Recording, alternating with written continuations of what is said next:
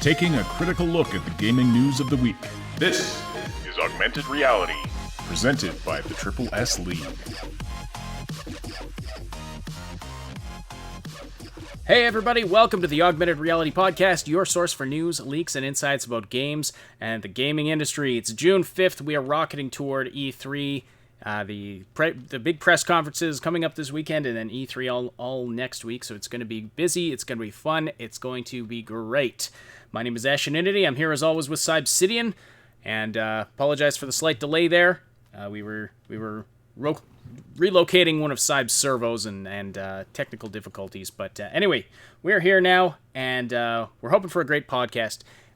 Forgive us if it's a little disorganized today. It's been a bit of a hectic day. And so Cyb and I we've barely had a chance to speak to each other before actually going on the live stream here, which is very unusual.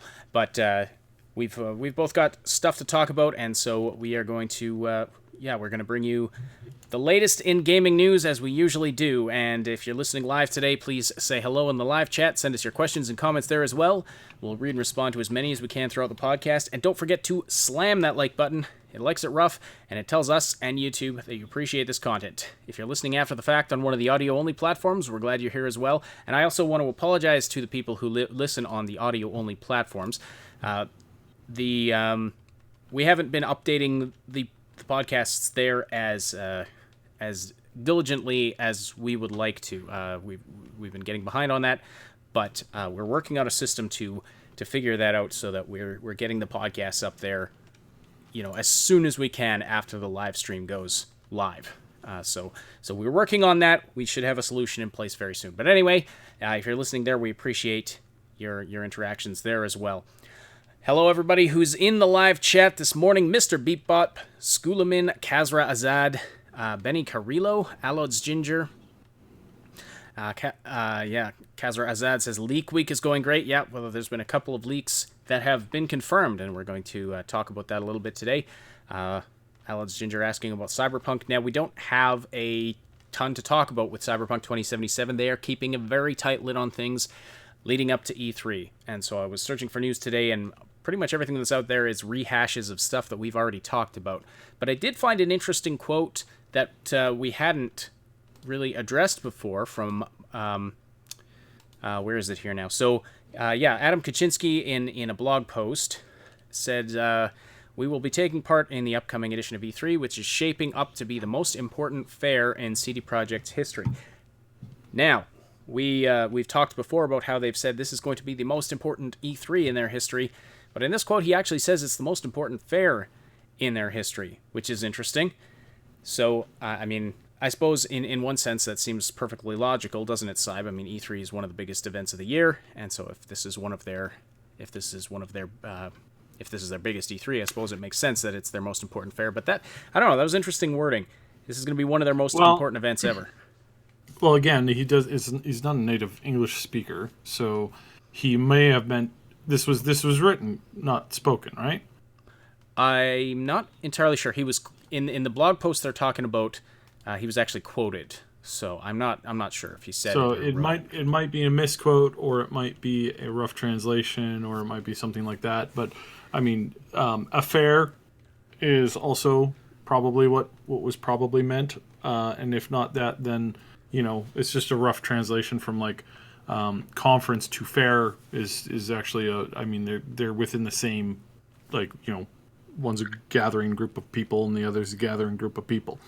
Oh. So you think he might have meant affair, like this is the most important affair for us, like a big event, and not affair like cheating on your spouse, but that's the same word, right? Yeah, it's the same word, different meanings. Okay, interesting. Because in the written quote, it actually says fair, like a country fair or something like that, which refers to E3 specifically, I would guess. But anyway, you want to be really careful when you're translating things or like taking somebody else's translation, even if they speak English or the language that you're going for. Sometimes they may not necessarily have something come out the way that it's meant to. And you can have some really both hilarious and terrible misunderstandings. Indeed. Yeah, I was in a country once where we asked if we could, take the bike for a ride, but bike was accidentally interpreted as his daughter. So, that resorted to gunfire really quickly. And don't you hate it when that happens? Always. I'm sure everyone can relate. Always. All right, so Todd Howard did an interview with IGN, and a preview of it was released a few days ago. But the full interview, full 90 minutes, came out yesterday, and I watched through the entire thing today, pulled out some interesting quotes. We've actually got some audio quotes, which we don't often do, but I pulled out, because I wanted you to hear in his own words, some of the things he says. There's a lot of things in there that are sort of mundane, like the history of the company, how he got involved in game development. It's a huge sort of long interview, and it was very interesting in a lot of ways, but there are some things he says that he just does not come across as flattering. And there's been a lot of criticism that the preview that IGN released was all about Fallout 76 and their release.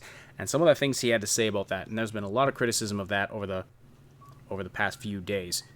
But I wanted to give you some of the broader context, so I've pulled some quotes from the other parts of the interview as well. So so some of these, if you haven't watched the full interview, some of the quotes I have, you may have heard this week, and some of them you haven't if you haven't watched the full 90 minutes. And so we want to go... Well, it's good retrospective, because we are only a few days away from E3. Last year was a pretty big letdown of a lot of stuff. And so we want to kind of like go back on that so that we can keep ourselves centered and grounded for the next release, because you're going to see a lot of stuff that you're going to be like, oh my goodness, that is absolutely amazing, that is absolutely groundbreaking, and then we're either going to A, never see it, B, never get it, or D, never see it fully realized in the way that the trailer kind of makes it out to be. So we've pulled up two stories that really highlight this over the past few years of what E3 has done. This is, of course, going to include Fallout and 76, and it's also going to include, Watch Dogs. Watch Dogs was a game when it came out. Everybody hated it for the problems that were there with it, for the false promises, for the massive downgrade in graphics. For the entirety, the fact that there was the game all along was capable of those graphics, but they were essentially just turned off because the PlayStation, especially the PlayStation, just couldn't cut it. They just couldn't run those graphics at that level. So it's a reminder that that there's things that we have to take in stride. I'm hearing a squeaky servo. I guess we need to apply a little more oil there. Need to oil up that one right away. All right. Continue though what you were saying. Just generally speaking, we want to make sure that we are, taking a minute to center ourselves so that when we see the big stuff and we see the cool stuff, we don't go, oh my, that's the most amazing thing I've ever seen, and then we never see them again. There's lots of games now that we've been waiting for, almost the entire life of this current console generation for. And that's embarrassing. It's truly embarrassing to sit and look at that and go, what in the world, and you just kind of you throw up your hands, or you just sigh, because it's been so long and we haven't gotten a lot of these big promises. So just remember that promises and cool trailers are great, but there's some things that we're going to see that just are not going to be that great. All right, but since you mentioned Watch Dogs, and Watch Dogs 3, which is titled Watch Dogs Legion, has just recently been confirmed. It was announced as, well, not announced, but it came out as a leak earlier this week that Watch Dogs Legion was happening, and now Ubisoft has confirmed it, and it's going to be one of the games that it features at E3 next week. So It is set in a near future post-apocalyptic version of London. And interesting quote from one of the devs here. No, that's the wrong thing I'm looking at. My apologies. Yep. I don't have a quote, Yep. but it's one of the devs was saying it's like a post. Oh, here it is. Watch Dogs Legion is set in a near-future dystopian version of London. It's a post-Brexit world in which society, politics, and technology have changed and altered London's fortunes. London is one of the most iconic cities in the world and has had a massive influence on all Western cultures for centuries. London makes total sense for Watch Dogs as the city has one of the highest surveillance levels in the world, making this the perfect playground. So, interesting. And that description comes from the Amazon UK leak. Yeah. Now, so I don't know where I'm at with Watch Dogs. Watch Dogs 1 was an insult. Watch Dogs 2 was much better mechanically and technologically, was far, far superior. But the story was just bleh. Like, it was just like bleh, bleh, bleh, bleh, bleh, bleh. It was just horrible. It wasn't horrible. It was blasé. But for what you were expecting, to get, it was really not that great. The other thing that there's another thing I was telling Ash today about with the whole Watch Dogs thing and with the particular studio. I'm privy to a little story that I can't share. But it is basically I've never looked forward to anything coming out of that studio. So I have a fair amount of trepidation about this particular release, and I'm worried that it's basically just going to, be a big bomb, despite despite the fact that it looks really, really great. But yeah, I've just never really been into it. So I am excited with the concept, and the concept is good, and I'll be interested to see, the gameplay that they put out.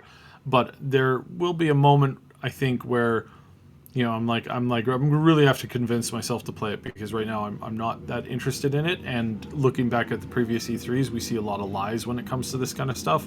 So yeah. All right.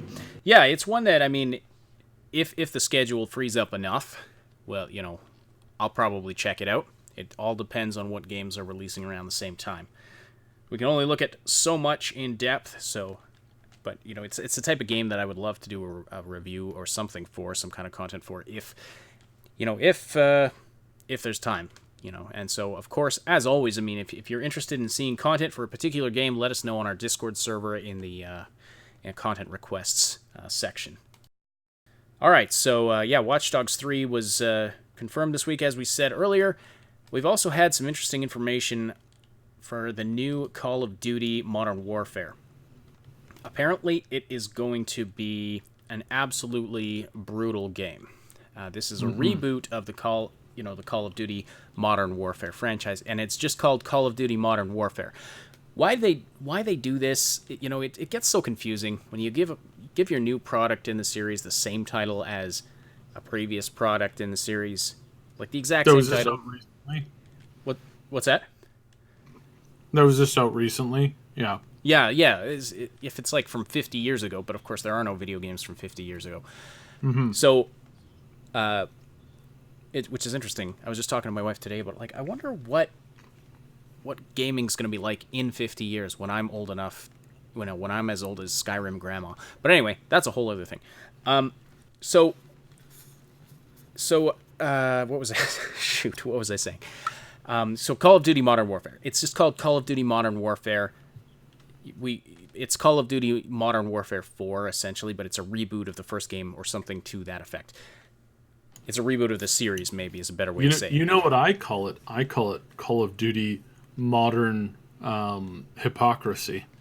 Is that so? Do explain. Yeah. So they're in trouble. They're having some real hard times over there at that studio and at that publisher, and they need a big hit. and they have railed about how they've got a they have a responsibility to make games that with with a message or with a with just enough political stuff or whatever, and that that they talked about how that one particular scene in one of the particular games, how it was like it was really overboard. They're never really interested in doing that kind of thing again because it was really like it was really rough. It was really like pretty heavy. That is something that they pull out every time that they are like, okay, we need to sell a lot of titles. We need to make this game the biggest game ever. And in order to do that, they're going to have a bunch of horrible things in the game that they've said previously that they'll never include. And now suddenly they're including it. Why? Because they are, their backs against the wall, and they're caught between a hammer and a hard place, and it's like, okay, well, I've got to do one thing, so let's go back to the thing that made us famous. It's like, oh, wow, really? Yeah, that's interesting, and it's not just that. It's like I see some of these internal memos from time to time, and it's like, so we've talked about this before. Blizzard was originally built on like a fair amount of nudity in their games. Like it was really prevalent. It was in a lot of places. And they have since, moved away from that 180, gone in a different direction. And every once in a while, it's like, hey, this one game is going really poorly. However, if we were to add like, some not straight up nudity, but if we were to, implement some, pretty scantily dressed things, our expected sales would like almost triple. And they're like, oh, really? Well, we'll keep that on the back burner. It's like, yeah, you guys are hypocrites. You say one thing, and then you basically do the 180 of it when you need to, right? They'll coast on whatever they can coast on, but then when they really need to get back into it, and they really need to get when they really need to move like the most game boxes ever, then they pull something like this out. It's like, oh, we're gonna go back to the to the airport scene. And we're gonna play that up for everybody to see. And, yeah. What was it called? No Russian or something? This new game has been compared to that in terms of the grittiness and brutality of it. According to the directors of the game, they are going for an ultra realistic. They're trying to have an ultra realistic rendition of modern warfare. So. It's that which that in and of itself makes me laugh. It's like, okay, so you're going to spend the majority of your time in a command base directing drone strikes. Well, I mean, because that's what it's basically like. That's, if you really want to sit back, that is the majority of what warfare is. Yeah, there's a little bit of fighting in the trenches, but not very much. Well. Not as a whole divided up. It's expect 2% trench fighting and the rest looking at a screen. That's what we're at these days. So when they say this kind of stuff again, it's like it's all fluff work, and kudos on them. They're gonna make a good game, whatever.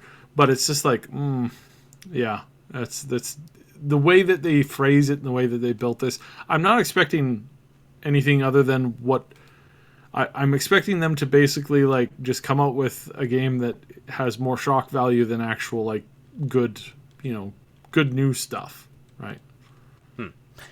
Anyway, so Dean Takahashi, the game journalist who has become infamous for having trouble with the tutorial in Cuphead, which I'm starting to feel bad for the guy, because that's all everybody rags on him about that particular thing anytime he writes anything, even this. But he had the opportunity to get an advanced viewing of the game, and so he's written some articles, specifically one for VentureBeat, called Call of Duty Modern Warfare Impressions, Taking War in a Frightening Direction.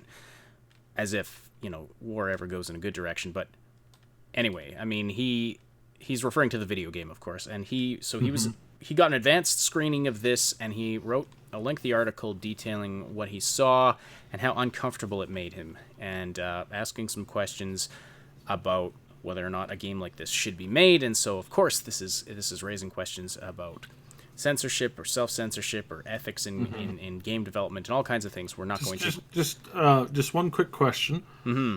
We can assume then that this game does not include jumping of any form?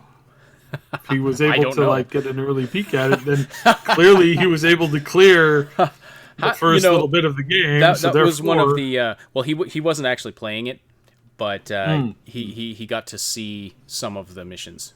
And there's like a mission later on in the game where you're like playing as a child in a war zone, apparently, and it's bizarre. But that's like all the tweet. If you go and look at his tweets on this, it's all that. It's like, well, how can you tell us what happens later on in the game if you couldn't get past the tutorial? Ha ha ha. It's constantly that, and that's why I say I'm starting to feel bad for the guy. It's like, okay, he had trouble with Cuphead, but let's let it go. I mean, is that the one thing that he's going to be remembered for? I don't know if you agree with his views or not. I haven't read much that he's written, and there's going to be some controversy about the things he's saying about whether or not this game should exist. But still, it doesn't seem right that is the one thing he's remembered for. I don't know.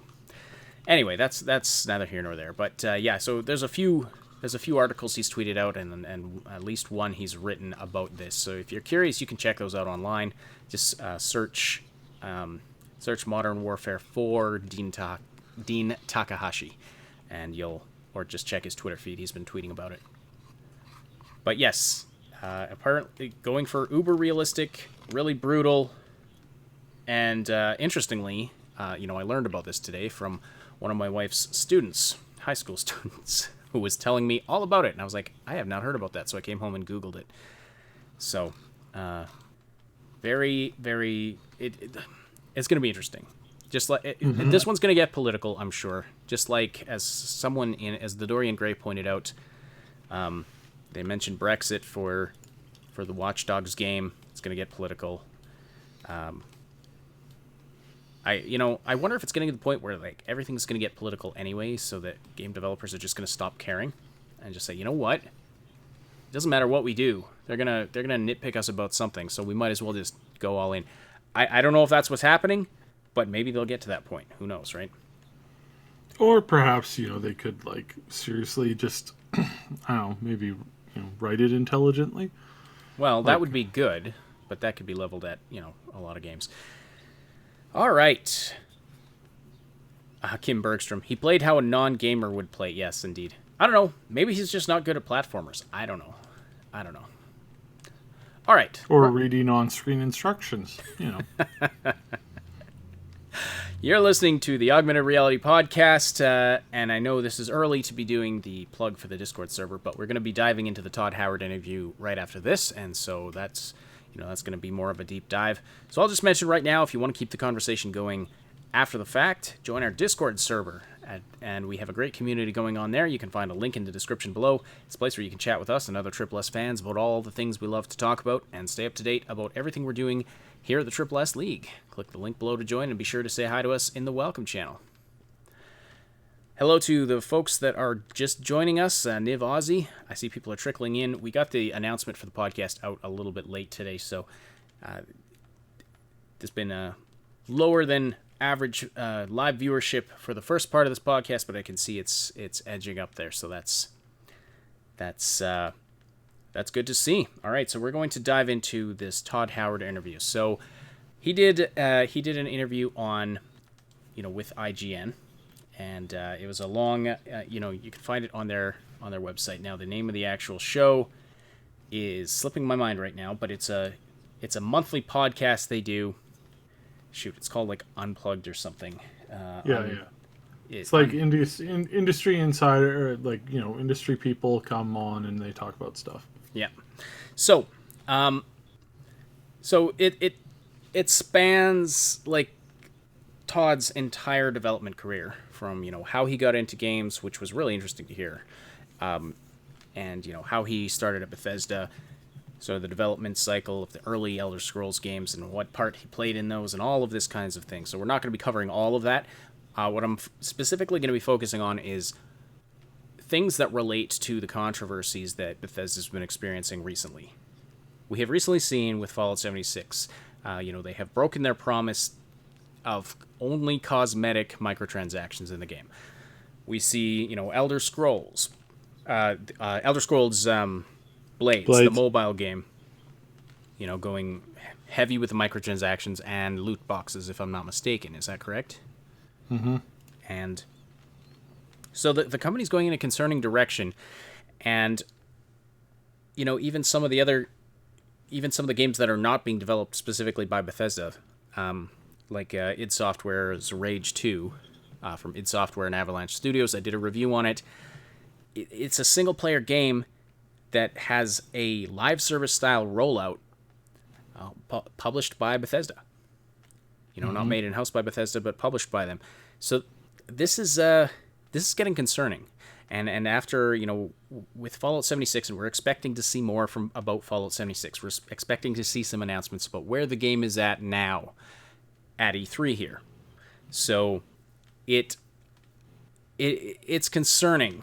It's very concerning, and we'll get into it. I've got a few audio clips to play. I tried to keep them as short as possible, but there's some interesting stuff here. So in this first clip, this one I included mostly for context. So this is Todd talking about the development, like sort of the big gap between Elder Scrolls Morrowind and Elder Scrolls Oblivion, and why they had that big gap, and how Bethesda and ZeniMax let them have that big gap. So, Saib, I'm going to start clip number 1 now. And most places would say, okay, you have this huge success in Morrowind. Where's our sequel in a year or 2 years? And the fact that I was able to go and say, we'd like 4 years and to make a next-gen RPG, it's sort of like, that was a little bit of a conversation, but not as much pushback as you would think. It's one of the great things about this company is they let the creatives, like, what do you really want to do? What's your vision? How do we make it happen? And that has been one of the amazing things about ZeniMax and Bethesda across all of the studios. Okay, so he's really talking up Bethesda and ZeniMax. They're saying they're studios that really are devoted to letting them have creative freedom, to the point where they wanted to really rebuild everything from the ground up, make a next gen game. When they were moving from Morrowind to Oblivion, they wanted to push it to the next generation. They really wanted to make it great, and so instead of saying well, we want Oblivion or we want Morrowind 2 in 2 years, they let him do the game he wanted to do and that his team wanted to do. So that I provided for context because he sort of this relates to something we'll be listening to later. But do you have any thoughts about that, Saib? No, it's pretty straightforward, and it is true where it's like they don't just do like quick follow-ups and milk things in the traditional way that a lot of other companies do milk things. They do milk they milked Skyrim to death with releasing on everything 5 or 6 times, and then lately they have really dived in head first into and the most other places would kinds say, of monetization. okay, you have this huge success in Morrowind. They're still a fairly different company than what you would normally see in most companies. Mm-hmm. So that is in a small way, at the very least, that is a good thing. Right. Yeah. All right, and I apologize for playing a bit of that clip over top of Saib talking there. I accidentally hit the space bar. Well. So, but it was just a short bit. But anyway, I think your point came through. So anyway, the interviewer got brave and asked directly about horse armor. So let's listen to that now. So we're going to listen to clip number 2 now. Horse armor was one of the first bits of paid DLC. How much horse armor did you sell? People will buy anything. That doesn't mean you should do it. They will buy anything. That sounds terrible. That sounds real bad. Horse armor is not bad. I think horse armor is fine. The price point at the time was the issue. Horse armor. Okay, Yeah, so the issue in general. So, yeah, this, and I kept all the pauses and the laughter in there to give you the full context of how this went down. This was a really awkward moment. At least that's how it came across to me. So, he's asked directly about horse armor, and his response is, people will buy anything.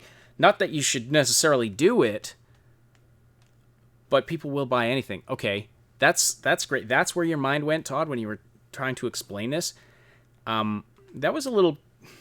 It was an embarrassing moment at the time for, like, looking back. If he were to do it again, he most certainly would not have done it.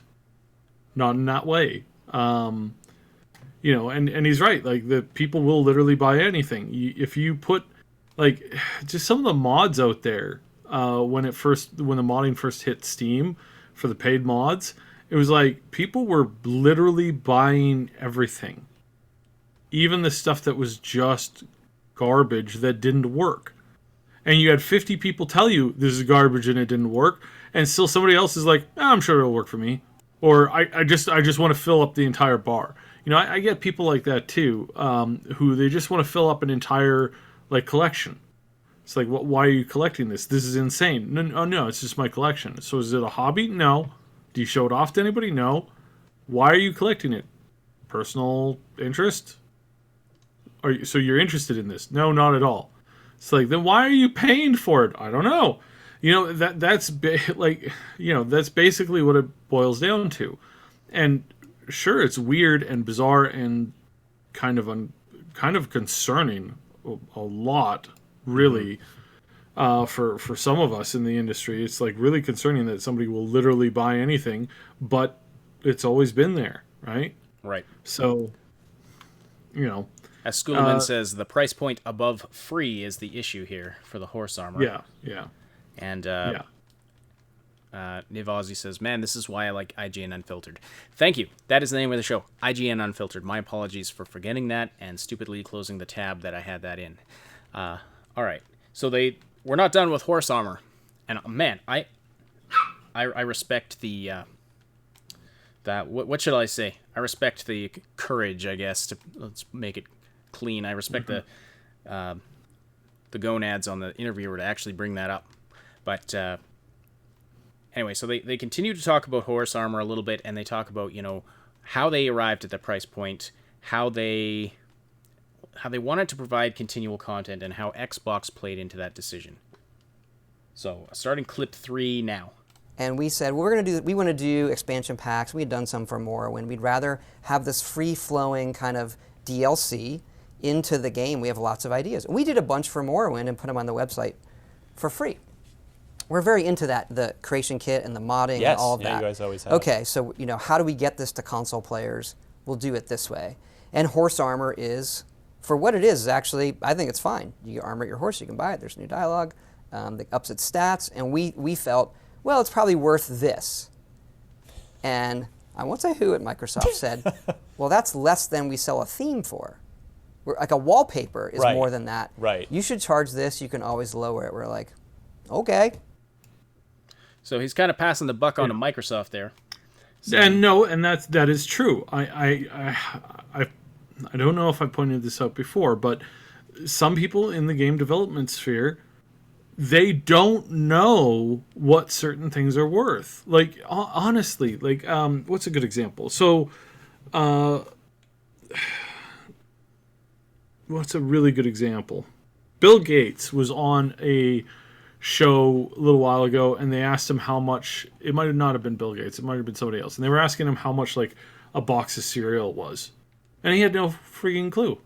Like, he was like, $35? It's like, it's like he had no clue because A, he doesn't worry about this stuff.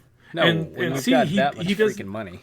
Well, it's not just the money. It's like it's been I know a lot of guys who never go shopping for anything aside from boats, trucks, cars, work projects for their house. They have no clue how much kids' clothes cost. They have no clue how much kids make, for like how much money do the kids have? How much disposable income do kids have? How much disposable income does the average person have? They don't know that, even though they're not wealthy. They just don't know that because somebody else in the relationship handles that. Oh, of course. You pay someone to pay someone else to go shopping for you if you have that kind of money. Well, again, I'm not pointing at this is not just a rich person problem. Right. Oh, I see what You you're get saying. me? Yeah. So like if you're not the one This is if you're not the one doing the stuff, then you're not the one doing the stuff. Yeah. And he's told by somebody who's an expert on monetization that, oh, hey, did you know that wallpapers sell for this much? You need to sell this for this much. It's like, oh, okay. Mm-hmm. You're the expert here. And I talk about this a lot in the community and realm of analysts that I work with. There's a lot of analysts that I work with, that I see, that I talk to, that are complete and total dunderheads. I'm trying to limit swearing because of the whole YouTube thing. Mm-hmm. They are complete dunderheads when it comes to basically pretty much everything. And the only thing they're really good at is convincing somebody of their point of view. It's like they have no facts, they have no data. All of their data is either skewed, misplaced, inaccurate, or has been leapfrogged to, but they're really good at convincing people. And here's another thing when it comes to a lot of generalized business practices. For the small stuff, when you're a big company, most small stuff doesn't matter. Most small stuff does not matter. That's the shocking part. You want to hear a more shocking part? You can set up a random algorithm that just invests into stocks randomly, and it will outperform most investment studios, like most investment firms, not studios, firms. So firms that are dedicated to investing, in things, generally speaking, on average, there are some that outperform this, but on average, a random algorithm will do a better job. It's like, oh, wow, that is insane. That is insane. Because that is like, wow. So there's a lot of people whose jobs are essentially just salesmanship. And this is what I think they fell into. Do I credit them for that? Should they have their own person on staff who's responsible for giving this kind of a feedback? Yeah, they really should. Probably would have helped them a lot when it came to 76. So clearly the problem's there. Clearly they didn't learn from the horse armor thing, because then they've done it again. So yeah, no, it's going back to his earlier quote, people will buy anything. That is that not the philosophy behind all of this? People will buy anything. If that's the attitude, it's like, well, is this a good value proposition? And this is something that they went into that I cut out. Like, I wanted to include it, but we can't include everything. Mm-hmm. But so I don't have this. But they went into talking about, or Todd was talking about, how it comes down to a question of it being a value proposition, and compared to how much they pack into an Elder Scrolls game, or how much content they packed into Elder Scrolls Oblivion, which is the game where you could buy the horse armor. There's so much in there for a $60 game that what do you price, horse armor at that, is going to feel like you're getting as much value as the value you're getting for each dollar that you put into buying that game in the first place. Well, you're never going to, it's never going to be the same because they pack so much into that game. And so he was kind of using this as an explanation of, why it's why it's actually okay, even though people were getting annoyed about it. But really, let's go back to what you said earlier, Todd. People will buy anything. Mm-hmm. I mean, clearly people will buy anything, but here's the other problem that people run into, that Todd runs into, that he probably got caught in this one perspective. If you make something too cheap, people will not buy it because they look at it and they say, oh, that's just too cheap. It's clearly not worth it because it's so cheap. If it was worth something, then it would be expensive. And you know what? He went into also how later on they would, every April Fool's Day, they would have a sale of these DLC items, and they would double the price of the horse armor, and people would buy that more than anything else. And his explanation was, well, they're in on the joke. This is a pretty awful joke. I don't know.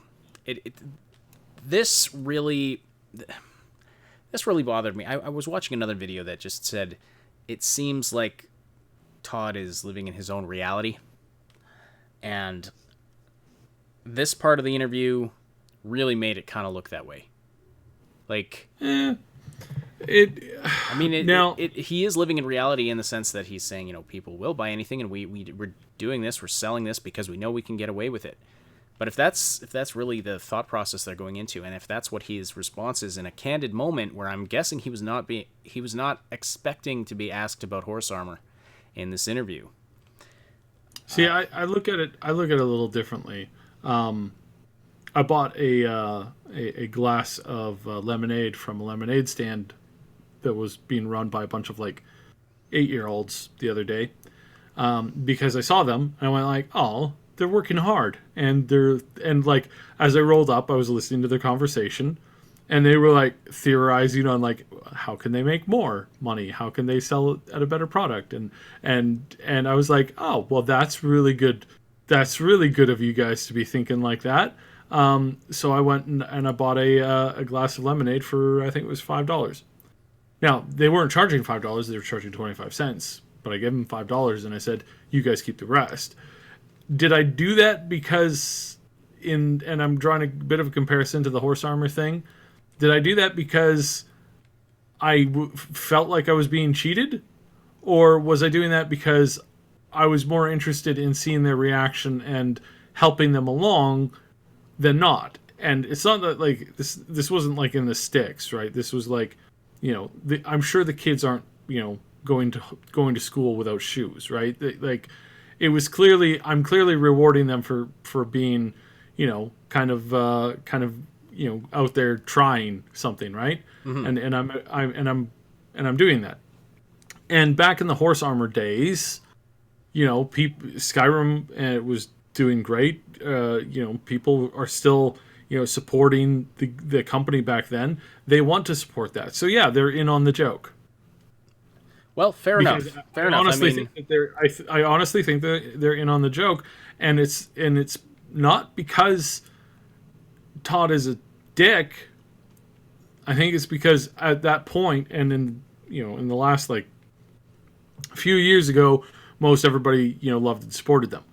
And now you can say, well, is that morally right or whatever? And I honestly can't tell you whether or not that's the right perspective to have when it comes to this. Is let's jack the price up on it because they're part of the joke. It's funny. Maybe that led to where we're currently looking at and currently standing at with the whole issues on 76 right now, or looking at what's going on in Blades. But I gotta give people a heads up. Blades wasn't the first time they've done this. I mean, Fallout Shelter, you could, if you wanted to blow a freaking grand on Fallout Shelter, you could do that tomorrow, and it wouldn't even be that hard. Mm-hmm. So I don't understand why people are only now upset. It's okay, so you guys are upset now. Where were you upset, X amount of, years ago when they did this Fallout Shelter? So in that respect, I understand where he's coming from, and I understand the point at which he's raising, and he's being a little flippant about it, sure, but I don't think he's doing so maliciously. I really don't think he's doing so maliciously. I understand he's the figurehead that is representing the company in this interview. He's got to be careful what he says, and I don't know how much of this he has control over. I'm not sitting there thinking, oh, Todd Howard himself made the decision to sell horse armor, and so I'm not. I guess I should be clear about my perspective with all this. A lot of what I saw in this interview, a lot of it was interesting and just fine and just kind of a normal interview, but there was just a few things that seemed really off and kind of weird. And that people will buy anything comment was one of those moments. It doesn't seem like something that it was just a really weird moment and a really awkward moment. But there's a little more coming up too, and it's just I'm concerned about where Bethesda's going as a company. And we're going to get into that a little more here right now. Speaking of Fallout 76, we're going to move on to clip number 4, where Todd is talking about how they were expecting bumps and problems with Fallout 76's launch, and how they reacted to that. So, clip number 4, starting now. That project, certainly at launch, was simply just not super well received, critically, certainly.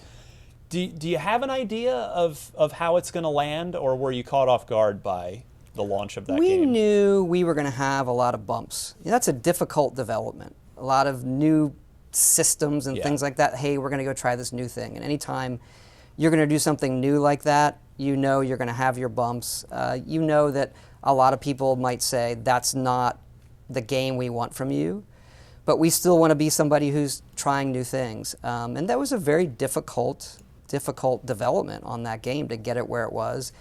A lot of those difficulties ended up on the screen, and we knew this is not the type of game that people are used to from us, and we're going to get some criticism on it. Yeah. And a lot of that very well-deserved criticism. That's the key takeaway, is that he said it's very well-deserved criticism. Mm-hmm. But he also says, he also kind of goes back and forth between there were problems and this wasn't the game people were expecting. Mm-hmm. You know, and so after hearing that, I was kind of left with the thought of, which is it? You know, did people have a problem with this game because it's not what they wanted from you and weren't what they were expecting from you? Or were people not okay with this because it had a lot of freaking problems? Well, as we've said numerous times before, and as I've said on the podcast, this was not even their most buggy game at launch. This was not their most buggy game at launch. Yeah. People laughed about the previous bugs. When Skyrim came out, you couldn't even finish the damn game. And yet people were lauding praise on it, going, and the reviews on it were just ridiculous. It's like, couldn't finish a game because it's bugged, but you know what? It's so great to play that I don't care. Right. It's like, okay, you tell that one release, then two releases later, you're saying you need to burn for this. It's like, wow, that escalated quickly. It's like, you know, it's like when you go for a gentle stroll down a back alley with Ron Burgundy on your side, and 15 minutes later, you know, you're covered in somebody else's entrails, and you know somebody's wanted for murder. If that escalated quickly, right? It's not just about the bugs, though, and we've talked about how, you know, a lot of the biggest... lots of problems, lots and lots of problems. But again, not even their buggiest launch. Right, it's not their buggiest launch, but you know, keep forgetting that. Fair enough, but not all the criticism that was leveled at them had to do with the launch. A lot of it had to do with surrounding things regarding the marketing. A lot of it had to do with the fact that you had a big empty world with not a lot going on. There's no NPCs. There was problems. Even if you subtract all the bugs, there were still a lot of problems that led to people criticizing this game. And so that still leads me back to that same question, you know, which is it, Todd? Is it that there were problems with the game, that people just really didn't like it? Or, you know, are you going to say people just weren't expecting this kind of game from us, and then that's why it got bad reviews? Well, I think you probably have it clipped out in the next one here, so let's just keep listening. Sure. I do want to say there is one part that I clipped out that well, again, I wanted to keep it in, but I thought I'd just paraphrase it for the sake of time. He says the key takeaway, the key thing he learned from Fallout 76 was that you need to let it bake for longer, you know, with a lot more people playing it. Basically saying, you know, we needed to have a longer and more active beta with lots of people in the game for months to work out these problems before the official launch. So to their credit, you know, they do see that that's where a lot of the problems were. So I wanted to put that in just to be fair, that he's, you know, he is acknowledging, yes, they made mistakes and there were bugs and problems. But this next quote kind of goes a little deeper into the whole idea of this game just wasn't going to review well anyway. And so we'll start clip number 5 right now.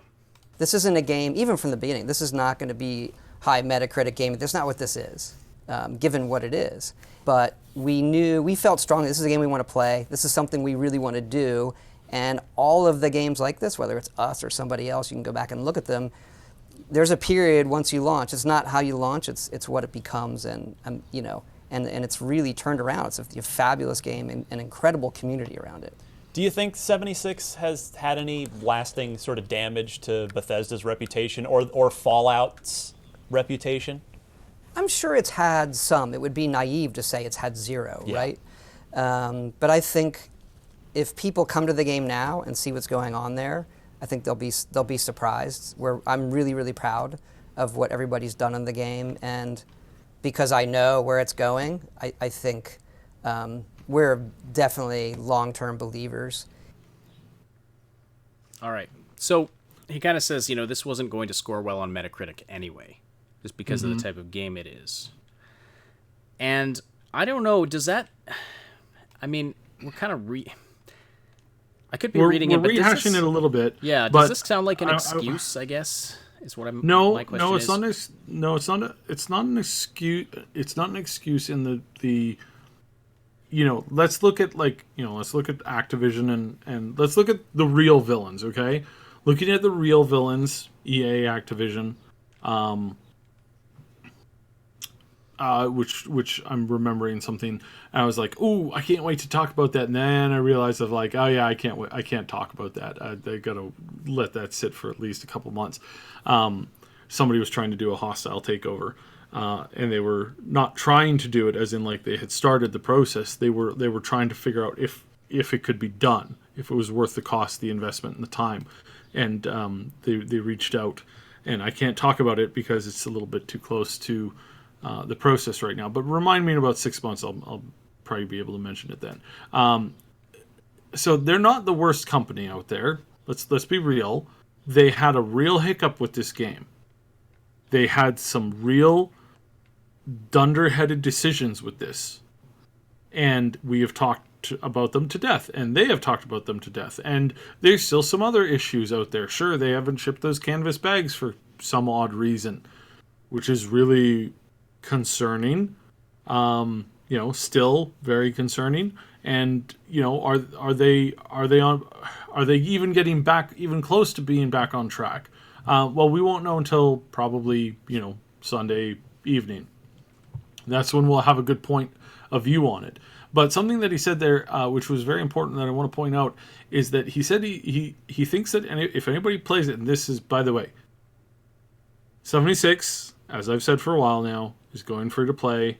It's going to be announced here at the Bethesda press conference on Sunday. They're probably going to set it up for, probably holidays or something like that. I don't think it's ready to go yet. I think they're going to let the next batch of patches hit before they start to do that, but they're going to showcase what they have planned for after these patches. Basically, their move to Steam, free to play, server rentals, mods, all that kind of stuff. That is pretty much 100% where that's going, and if it doesn't, I'll be very surprised. But because he said he wants people to play it and give it a try. And so there were some people who were like, all right, if you believe that, I will put 5-10 hours back into the game, and I'll look at where things are, and then I'll get back to you on that. Again, I don't think he should have said that now. I think he should have said, wait, because he's playing the beta version. He's not playing the live version, right? So he's playing the stuff that has all the cool stuff coming. There's a bunch of semi-cool stuff out there right now, but the really good stuff isn't here yet. The really good stuff is coming 6 months down the road. Mm-hmm. And it will be good. Like I've always said, that the game will make a bounce back, whether or not there's a population there or not. The game will make a bounce back because their credibility is on the line, right? Yes. And this is why they were never ever going to abandon 76. The concept was good. It was just pulled off really poorly and on an engine that struggled to keep up with it. Right. The generalized concept of, hey, let's play Skyrim together. You know why? Because there's an actual mod and project called Skyrim Together. People are actively trying to make this happen with other Bethesda games. It's just Bethesda screwed up on the world and the presentation, and then they didn't put enough time into the engine to make it work for this. So yeah, it's coming, and I think it's going to be worth it. So yeah. Well, a couple thoughts on that. I mean, I can forgive them for making a mistake, making a misstep, putting out a bad title. They've definitely, they've had a really good run. And so, to make a misstep every now and then, is understandable. Not every game is going to be game of the year that you put out. But when I hear him saying things like this wasn't going to be a high Metacritic score game anyway, or, we were... Basically, some of these things he's saying, it kind of sounds like he or the company behind him doesn't want to take responsibility for some of the things that went wrong. Like, people were going to hate this game anyway, no matter what we did, so it's not really our fault. And that is, and I mean, that is reading in some, but that does concern me. And also then when I don't see why. You don't see... I mean, I understand from a moral perspective why you have that hang up. But if you're in a corporate company that has any single lawyer on staff who doesn't quit when you say, hey, I'm just going to go on and I'm just going to say what I want to. Lawyers quit over that because they're like, I'm quitting on, if you're not going to agree to not say certain things, you're going to make my life a living hell. Well, I understand the need to save face. If you, the boss, come out and say, oh yeah, we really failed on the project and just really it was incompetence, it was gross incompetence, and we feel really badly about it and we're really sorry and we're going to take personal responsibility and make sure that that we bring you the product that you deserve. You will be sued so fast by people who will hit you with a lawsuit how you ruined their life and you now owe them $25 million, and you just said in a public statement that everything that they're saying is now true. Yes. People have been sued in the United States for a criminal, a burglar breaking through a skylight in their house because it wasn't fitted properly. Yeah, I came onto your property to rob you, and I fell through the skylight and broke my leg. I'm now suing you for damages. This has been won in, I think, almost every state. If I'm not mistaken, it's been every state where this or something almost exactly like it has gone through. So you have to understand that when it comes to corporate America, and indeed corporate anything in any country, if you, with the exception of like a handful of countries where you're paying off the politicians more than you're paying for lawyers, saying something like that is basically would either get you fired or would have your entire company basically walk out on you. Right. Well, I agree with you there. Like but let me explain just a bit more. I understand the need of a company to save face, especially when you have legal things like that. I wouldn't expect them to come out and grovel at our feet and say anything like what you just said. But I'd rather they say nothing than to say something like, well, it wasn't going to do well on Metacritic anyway. Because I agree with Double Asterisks here in the chat who says, he talks like the big publishers that do not care about the customers. And I would not say they haven't gone full EA or Blizzard yet. I'm not saying that. But they're moving a concerning amount in that direction. And as I said, when I was reviewing Rage 2, when I was reviewing Rage 2, and then now with this, just all these little things coming together that are concerning me about where Bethesda's going.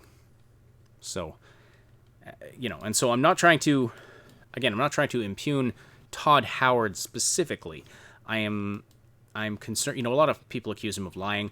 I don't like to do that because I don't believe in trying to judge someone's intentions, and accusing someone of lying, it means you know that they intended to say something false. But in this case, his words are concerning. Anyway, any final thoughts on that before we go on to the next one? No. We can move on to the next one. Okay, well, this kind of relates. They make some comparisons to No Man's Sky and Sea of Thieves. We'll just play this quickly. We might have already... There might not be much to say about this clip, just because we've kind of already talked about it, but we'll play it anyway. So clip number 6 now. It's got to be reassuring when you see a No Man's Sky or a Sea of Thieves, some of these other similar kind of service-based games that did launch poorly in some capacity or another, but have, over time, through many an update, like come back to a place where they're now very well regarded and very well liked. But more than that, it's actually all of them, right? Yeah, I won't go through the list. But Yeah. You could take most popular online games and go back to day 0, and they're going to go through their problems. Our own Elder Scrolls Online. And so our own company has been through that, where ESO, the launch, wasn't a well-received game. Right. And you look at ESO now, it's one of the most played MMOs across it's- every platform. It's incredible. Yeah, an 8-figure million player base. So Yeah, he's especially true on that. ESO was so bad that I refused to play it even today. It was so horrendous that I was like, no, I am so out of here. I am so never coming back to this, because of how absolutely terrible it was, and it left such a bad taste in my mouth. I've had a lot of people say, "Hey, give it a chance. It's actually not bad anymore. You could do it." Blah blah blah. And it's half tempting. It's half tempting. incidentally, But we've got a ultimately, review coming out for the new ESO expansion. Bethesda sent us a key for it, and so we Yeah, I'm not against working us on, covering it. It's yeah, just yeah, me yeah. personally. We've been working on a review with another individual that we're connected with, because frankly, Cyber and I did not have time to play it, so No, I've never played it, especially- so jumping into the new expansion would have been a bad idea. But anyway, I mean, what you just said though kind of makes a very important point. You don't get a second chance at a first impression, and so how many people are they going to be able to draw back into Fallout 76? Out of everyone who initially bought it, how many, like, what percentage of those people would you estimate are willing to go back to it with the new content that they're putting out? Honestly, probably a lot more than most people think. Okay. Especially if they make it free. Well, that is an important factor. I don't know. Yeah, like, if they make it free and they do a big ad push on it, a lot of people will try it again. you think more than They'll half? try it again. Out of people who bought it already and who played it, I don't know because this is something that we've never had happen with this particular community before. Okay, that's fair. So I don't have the mathematical equation, nor would we have a way of proving it. So me, I really like making predictions when it can be proven. I Fair really enough. don't like making predictions when most people can say, you were never right on that because you can't prove it. You can't prove it negative, so therefore it doesn't exist. Okay, and fair it's enough. like, Yeah, that's yeah. fair. All right, so I mean, but like was someone that like Carol you, Channing? Yeah, it's my Carol Channing impression. Just if you were wondering, it was a really bad one too. So ESO was so bad that you'll never go back to it. I mean, now Fallout Absolute 76. trash. Fallout 76. Are you going to go back and play? Yes, yeah, because now I might not necessarily enjoy it, but I really like. There's a lot of things they can do to make that game a lot better. And again, bugs aside, when it comes to a multiplayer game, you can have fun with the people that you're with. And I think there's enough of that would be interesting. That would be something that I'm looking forward to. So I have not uninstalled it. Unlike Anthem and unlike some other games, I have completely removed them from my hard drive. Well, this is They're another not here anymore. right. This is another point that I wanted to touch on. He says every live service game has problems, which is true.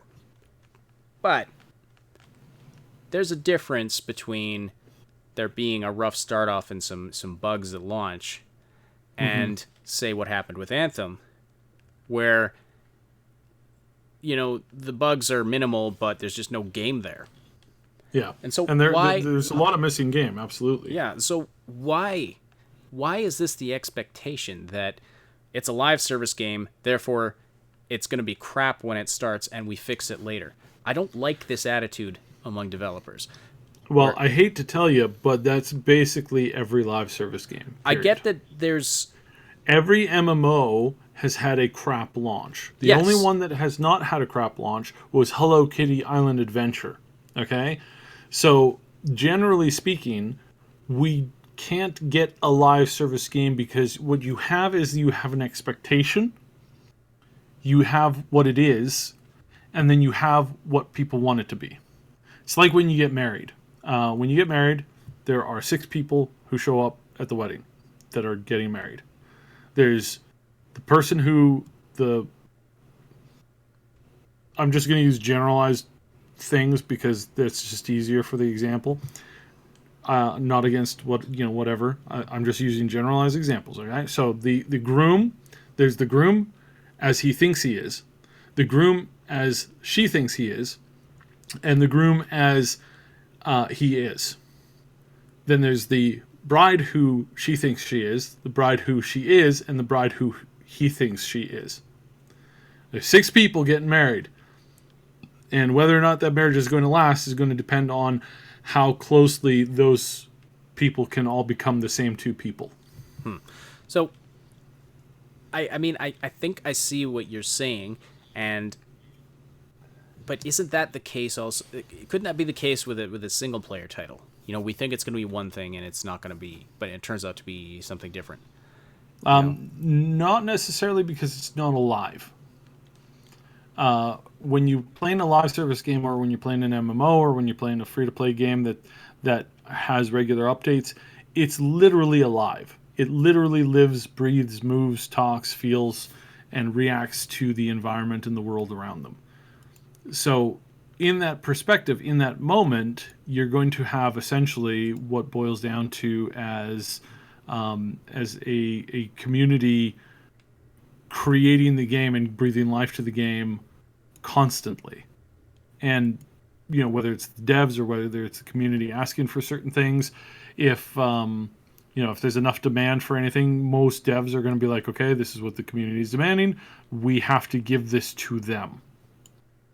Period. We can't not give this to them. We have to give this to them. Well, sure. And a live service game like that is going to, it's going to be, it's really going to factor into it. It's going to improve over time. There's always going to be changes made to it. Yes, I understand that.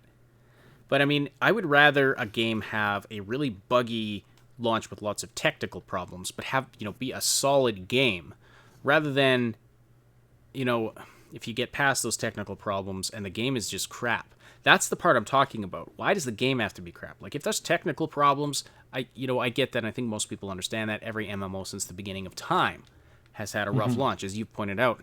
But not every MMO... Except for Hello Island Kitty Adventure. It had a very smooth launch. So we'll put that at the top of the list. Definitely put that on your to-play list for the next few months. Oh, it didn't last long. I'm just making that clear. It didn't last long at all. Something about, it being a Hello Kitty Island Adventure game. But if it has a rough launch and it's a good game, it's going to do well. If it has a rough launch, if it has a perfect launch and is a crap game, it's not going to do well. You're not going to have people playing it in a few months. And that's where I feel like developers are becoming way too okay with saying, we're going to put this out there, charge everybody a bunch of money, and have it be this big empty world with nothing going on, and then we're going to fix it a year later. Except, and again, you might say that, and a lot of gamers might think that, and I personally hate that concept. I cannot make this clear enough. I personally hate the concept. It's terrible. It's utter garbage. It's something that I'm not happy with. I do not appreciate it, and in no way, shape, or form do I condone it. Absolutely not. However, it continues to make them money.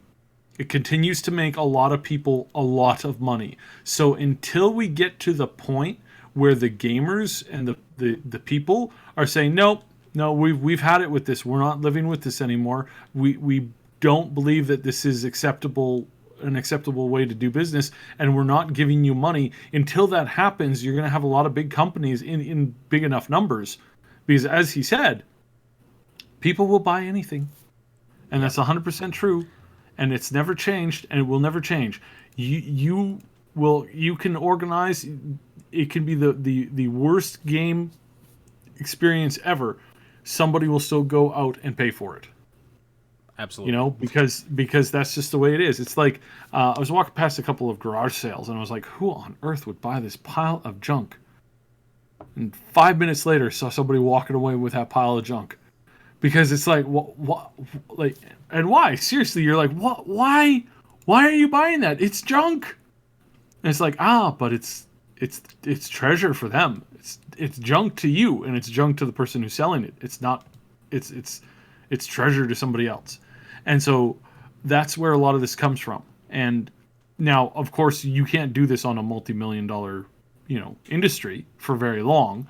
As we said it kind of more or less at the top of the show, Activision and EA are running into a lot of problems. A lot of problems. They're at the point where they're almost at the breaking point. Especially Activision. Like this Modern Warfare has to be the biggest game that they've ever sold, or they are going to be up a creek that is filled with refuse, and they will not have a paddle device with them. Mm-hmm. Is that a better? Is that a? Yeah, I think we get where you're going with that, and the controversy around it might actually help them with that. Mm-hmm. Mm-hmm. And well, I mean, that's what they're hoping for. That's why they're making it as a controversial game, because they want people to play it. They want enough people to. If you're really smart, you make an argument that half the people will get behind and the other half of the people will hate. But if you're really, really smart, then you make a product that has both sides to it. And you make fun of both sides, because then each side is going to like you for ripping on somebody else. Typically, that's how it works. Right. Double Asterisks says, one man's junk is another man's Fallout 76. Well put. We've got one more clip that relates to sort of Bethesda going forward and, their direction for their single-player game. So I'll play this. We'll have some final discussion, and then we'll wrap up here. So clip number 7. If you look at a Skyrim and Fallout 4, those things, the amount of people that play those games still is staggering. Yeah. Millions and millions of people every month playing those games, and we have no touch point with them. Right. And so 76 was also, we need to learn how to be engaging and being able to update and see what players are doing and like be more engaged in that experience than 0. Mm-hmm. So what do you think of that? I think it's true. I also think it's a little bit incorrect. Let's just put it that way. Stellaris launched in May 2016, and they have just put out their 47th update DLC for it today. That's 3 years of constant content updates. And good content updates. Stellaris is one of my most favorite games in the entire, seriously, this game is absolutely, if I had 1,000 hours to kick around with a handful of mods, basically, and this thing keeps playing sound. Basically forever. It's one of these types of games that you just keep on playing and playing and playing and playing and playing and playing and playing and playing. Civ is like that. Skyrim's like that, because there's just so much to it, and it's so good, and especially when you incorporate some mods in it, it's just never ending entertainment.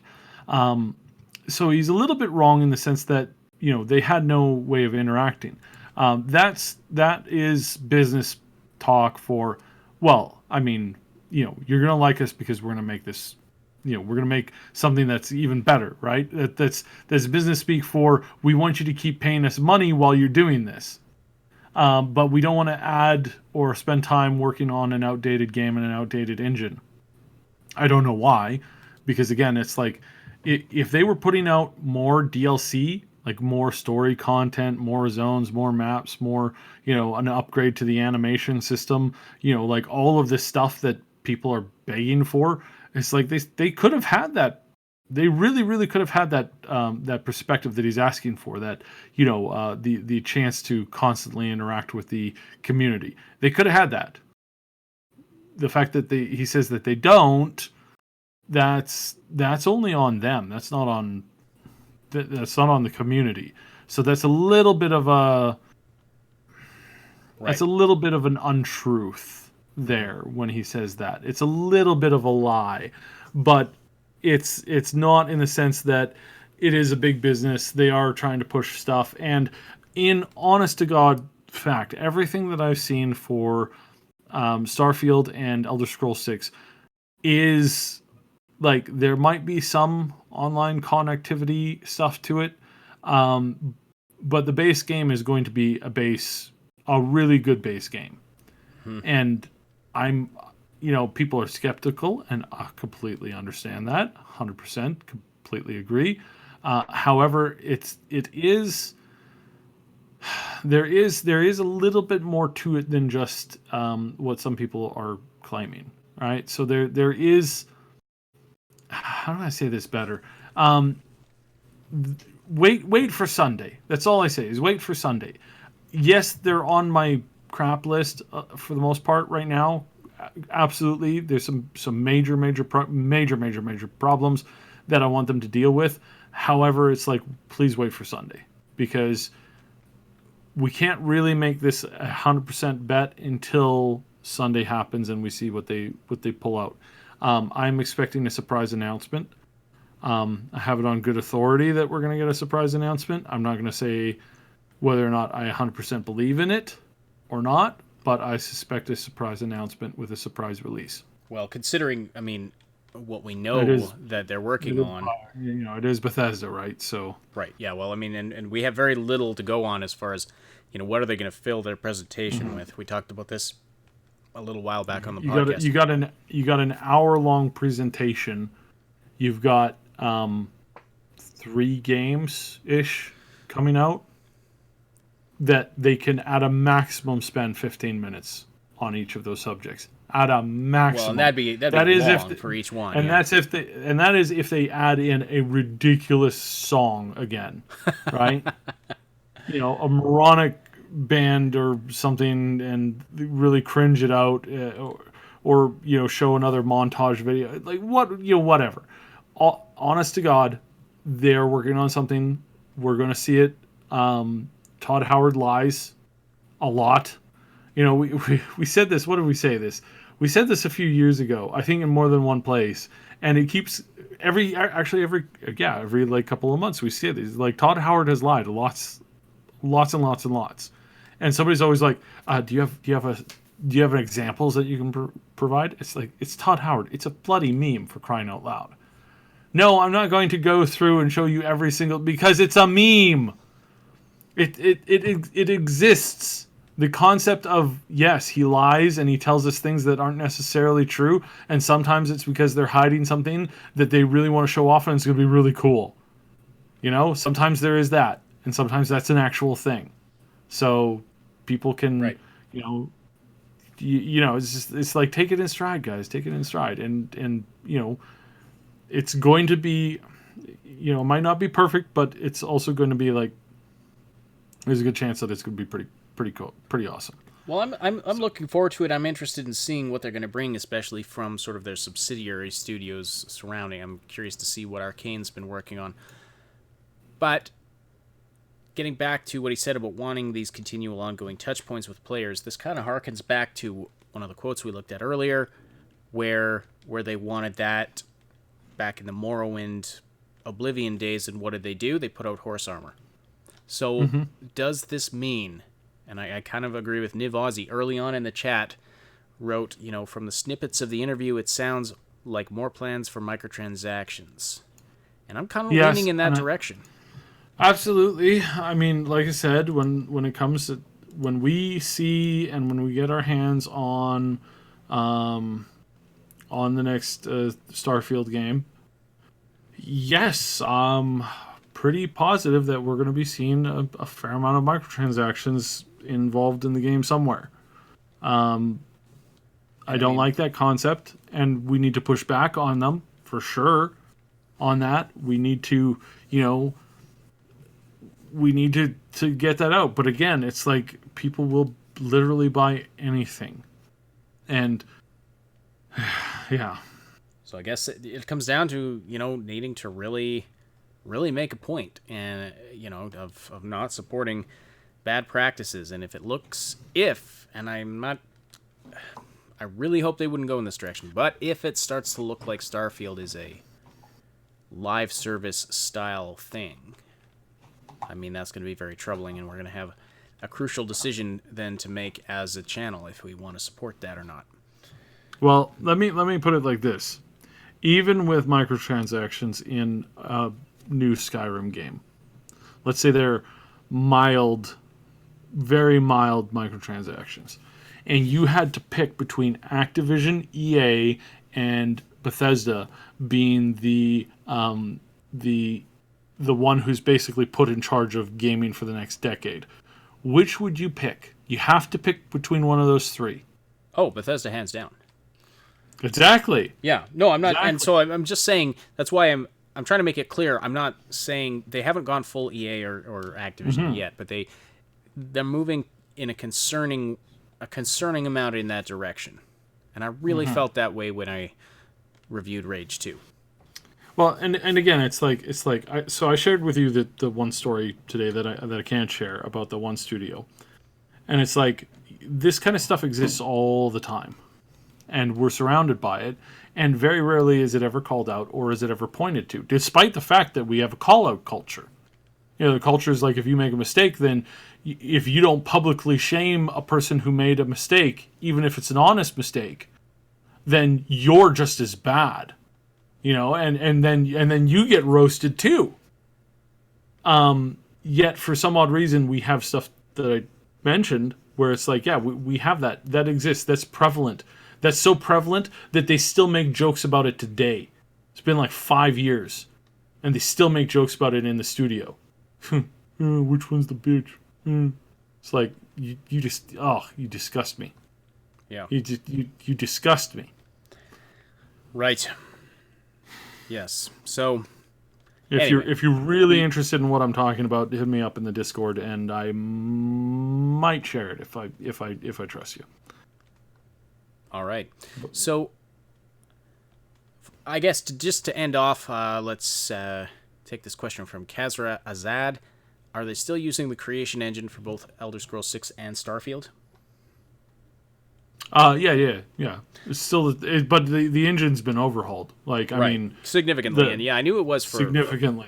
I knew it was for Starfield. I wasn't sure about Elder Scrolls 6. I can't reiterate this enough. I cannot reiterate this enough. From what I have seen, this engine, for what the type of game that we're going to be playing, the overhauled Bethesda engine is far better than Unreal. Far better. Not for everything, but for an for an Elder Scrolls game, this is going to put most other engines to shame, and you are going to be and the best things that you get from this is you get a highly moddable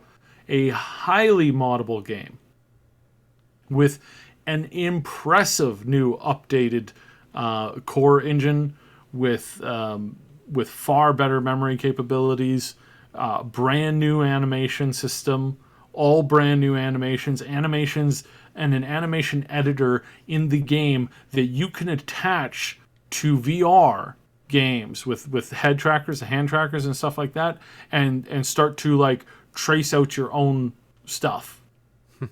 So Niv Ozzy asks, is the new engine going to be capable of bug fixes now? Not quite bug fixes, but there's going to be considerably less bugs, right? Right. And again, I know people. There's a lot of people who don't believe me, who are like, "I don't believe you. 76 was trash." I completely agree. 76 was trash, and I've gone on record on that many times.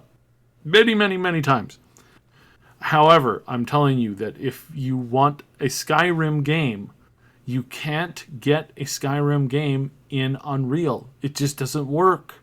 You can't roll a pile of... You can't roll 180 cheese wheels down a hill. You can't get that to happen in Unreal. If you sit there long enough and hard enough, you might be able to, but it's just the physics, the combination of stuff, it just doesn't work. It just doesn't work.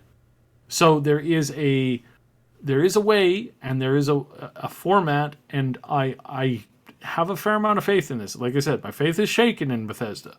But as far as what the engine that they're working on for Elder Scrolls 6, what I'm seeing right now, what I'm hearing right now from reliable sources, this is definitely going to surprise most people. And most people, in retrospect, after they get in and play Elder Scrolls 6, in my humble opinion, again, not because it's a finished product, but because I'm tracing and I'm tracking directional progress, I am saying affirmatively that you will want this, and you will be happy that this is on the upgraded Bethesda engine. You'll be, and if you really, really know stuff about game engines, which most people don't, and that's totally okay, but if you're among the core who really, truly understands what Unreal is capable of versus what Bethesda's engine will be capable of in Elder Scrolls 6, you will thank the lucky stars that Bethesda made it in their own engine instead of trying to port it over to the Unreal engine. Still a long ways out. It is, probably, yes, absolutely. We're looking probably at 3.5 years at the very minimum. Still a long way out. Probably closer to 5.5 to 6, which is a really long time away. However, it's the tech that they're starting to work on, the things that they're incorporating now, the things that they're building for the future. That I gotta hand it to Todd. Todd knows what he's looking for. He wasn't joking when he said, "Well, I can tell you what Elder Scrolls 6 will be like," and you'll say, "How's that possible?" And you'll say, "Well, the tech hasn't been invented yet. We're waiting for the technology to be invented so that we can incorporate this and push us to the next level." And, oh yeah, by the way, did you know that there's still, 40 some odd mods for Skyrim released this week? If you want to play Skyrim in a completely different way, you can still do that. Yes, I probably would have preferred another engine in here somewhere, but that's what we get Starfield for. That's what we get Starfield is the next border between Fallout and Skyrim. Okay? Mm-hmm. It's rough. Starfield, you might be playing Starfield a lot sooner than you think you will be. Not 3 years. Definitely in before 3 years. How exactly in? I'm not gonna say at the particular moment. I will not say, because there's still a lot of things up in the air, and I don't want to look like an idiot, and I don't want to get anybody's hopes up, and I also don't want to necessarily get anybody upset too. So I will just say that you're not going to be waiting 3.5 years. Well, and I appreciate the fact that you don't make claims unless you're relatively sure, and you also are careful to make sure to put caveats on where appropriate. And so yes, and we're I mean, I pride myself in my accuracy. I work in a job where it's like you be accurate or people die, and we've had people die, and we don't like it when that happens. So we, when I say we, I mean me, basically. me and a handful of other people that it's not just the day job. It's the other jobs that I do. Everything involves a high degree of accuracy, and people have died. So you take that and you work with that as best as you possibly can, and you do you triple check everything, and you take it seriously. And so I wouldn't say something unless I had enough ability to take it seriously. So yeah, we'll go with that. All right, this has been the Augmented Reality Podcast, the Wednesday night edition of the show, and this has been a fun one, a very interesting one for me. I I really enjoyed digging into all those clips and then having the discussion on them with Cyb's live reaction to them, and I love all the interaction in the chat as well, so thank you everybody for supporting this show, for the great conversation in the chat. And before you go, please slam that like button, and also subscribe if you want more content. We're going to have tons of E3 content coming over the next week, and especially on the weekend, lots of live streams happening, especially on Sunday. So definitely check us out for that. Subscribe, hit that notification bell so you get all the notifications. We're going to be having the this Cyberpunk 2077 community podcast is going to be on our channel on Sunday at the normal time. Then we are going into E3 showcase live streams throughout the afternoon and evening, so we hope to see you all there. All right. Thank you, everybody, for supporting this show and for the great conversation in the chat. I said that already. Thank you especially to our Patreon supporters, Shannon Vega, Old Man Manson, and our 2 anonymous supporters, our channel members, Captain Dammit and Jason Cropper. Saw Captain Dammit earlier using the Cyberant hashtag emote. Awesome application of that there. And if you're listening after the fact on SoundCloud, iTunes, Podbean, Spotify, please feel free to join us live on Saturday morning. And hey, come by our channel, the Triple S League, this weekend for all the E3 content as well, if you're available. The Augmented Reality podcast is a presentation of the Triple S League. Check out our YouTube channel for game guides, reviews, comedy, news updates, and tons more quality gaming content. My name is Asheninity, and on behalf of Cybsidian, thank you so much for listening, and we will talk to you many times on the weekend. Take care, everybody.